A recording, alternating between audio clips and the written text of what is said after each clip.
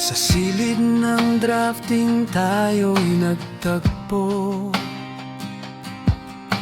Ako si Gersham, tahimik lang noon.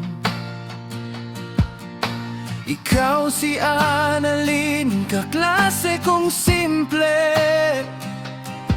Pareho pang walang mahal sa mga sandaling iyon. Lagi kang lumalapit para magpaturo sa mga guhit at proyektong ginagawa.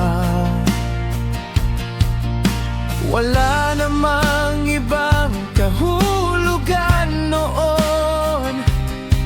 Magkaibigan lang ang tingin sa isa't isa. Sanay na akong mabigo sa pag-ibig. Puro basted ang kwento ng damdamin. Ngunit may bulong ang puso ko sa hangin, na baka ikaw ang nakalaan sa akin. At sinabi ko sa Panginoon, kung sasagutin niya ako, siya nang para sa akin. Hindi ko alam na ikaw din pala. May dasal na kapareho ng aking hiling. Soulmate pala ang tawag doon. Dalawang pusong sabay na nanalangin. At noong ika-9 ng Disyembre 97, binigyan mo ako ng matamis mong oo. Sinta ko.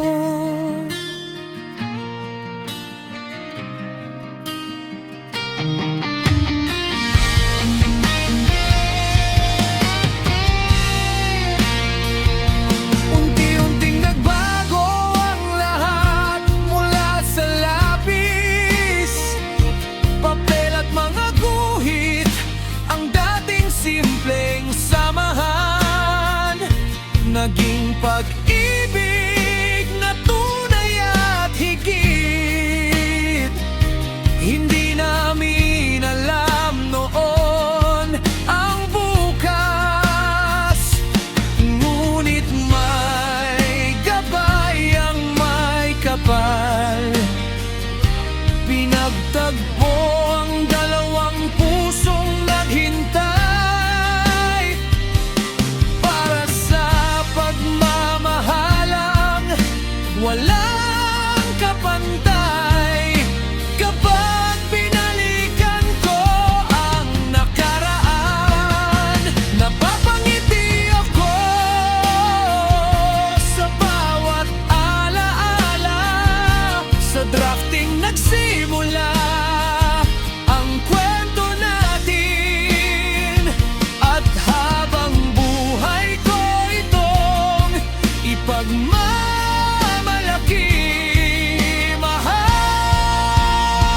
At sinabi ko sa Panginoon, kung sasagutin niya ako, siya nang para sa akin. At ikaw naman pala'y humingi rin ng tanda,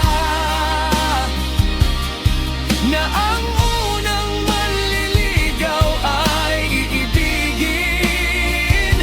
Kaya salamat sa matamis mong oo, sa pag-ibig na ipinagkaloob ng langit. Mula dek na hinitinoy ni Semang hanggang ngayon, ikaw pa rin ang pangarap kong natupad. Sa bawat taon na kitang minamahal. Mula sa drafting hanggang sa habang buhay, ikaw, Annalyn, ang aking dasal.